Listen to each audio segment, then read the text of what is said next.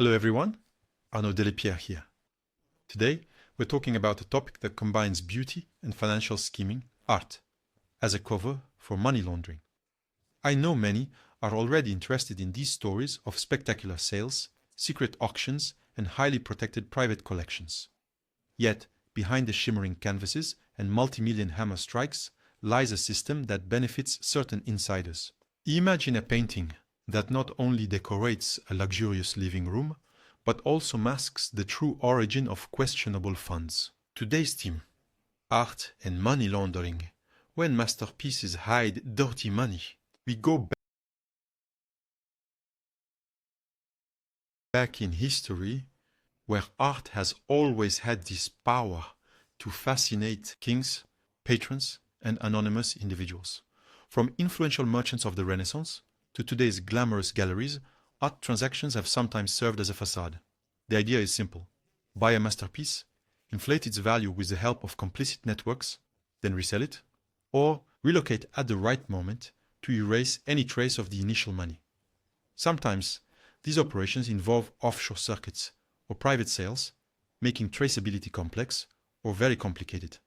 Thus, there exists a discreet yet remarkably effective mechanism to transform dirty money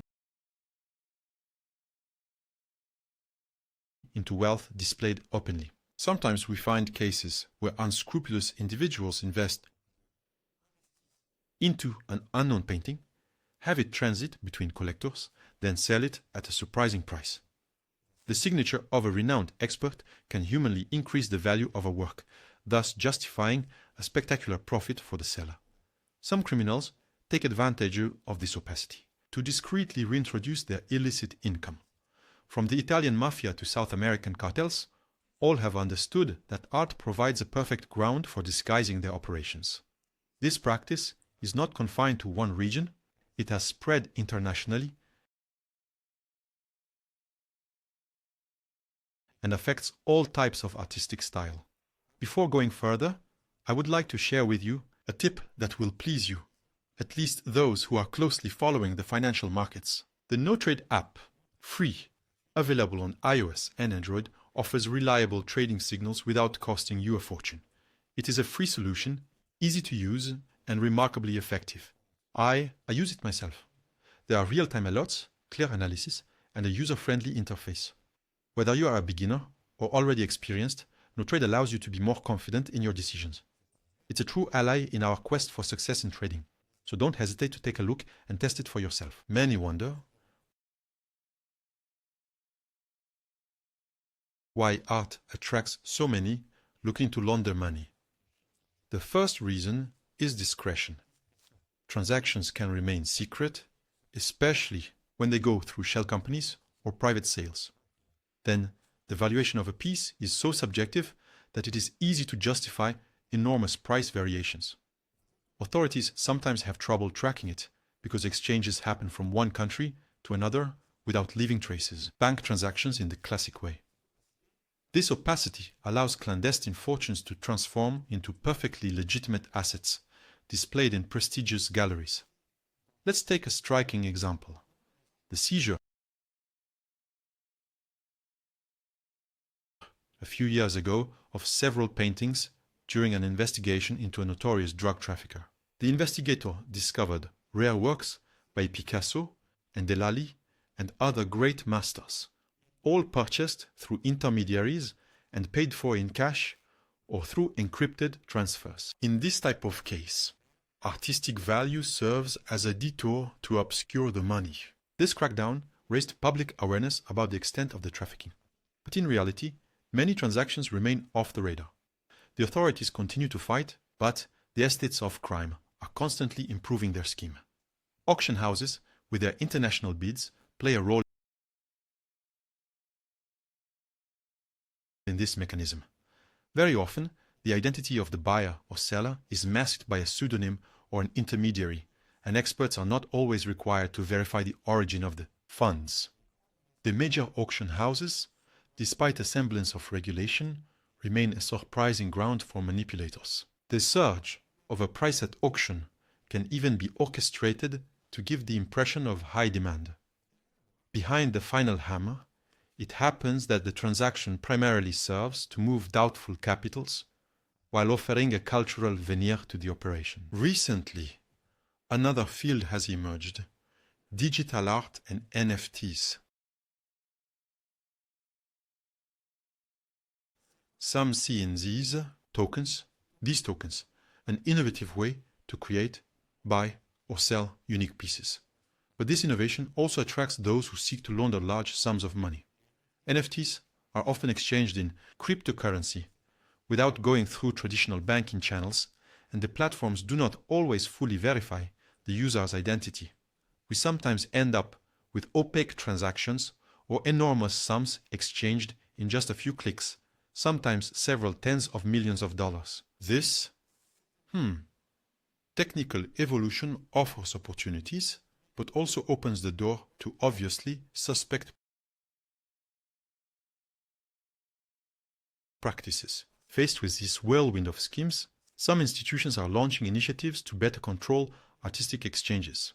Customs, banks, and even Interpol are beginning to collaborate more to track the trail of artworks and retrace the history of sales. Declaration obligations are being put in place, forcing owners and buyers to disclose certain information. However, these measures often face resistance, as the art market strongly defends itself with arguments about confidentiality and the freedom to collect. Between the desire to clean up the sector and the economic reality, the debate remains obviously lively and evolves practically, does not cease. Another important link in this chain lies in the free ports and other secure storages, where thousands of artworks slip away from prying eyes. These warehouses, often located in Switzerland or in free zones, allow for the storage of priceless pieces without paying import taxes. They sometimes serve as a refuge for collectors wanting to remain anonymous, or as hubs to discreetly sell. Canvases are stacked under optimal conditions, and they can change owners without anyone really knowing. This system promotes opacity, especially when a trafficker wants to place his money. We must not forget that this is not new.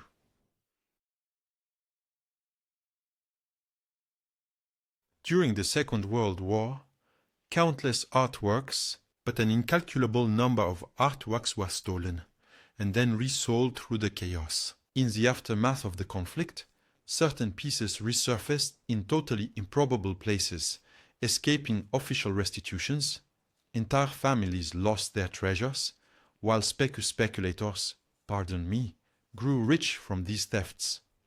Even today, a painting once stolen sometimes reappears in a sale. Prestigious. This reality reminds us that art has always been at the heart of battles, whether military or financial, and that it is a means, ultimately, to conceal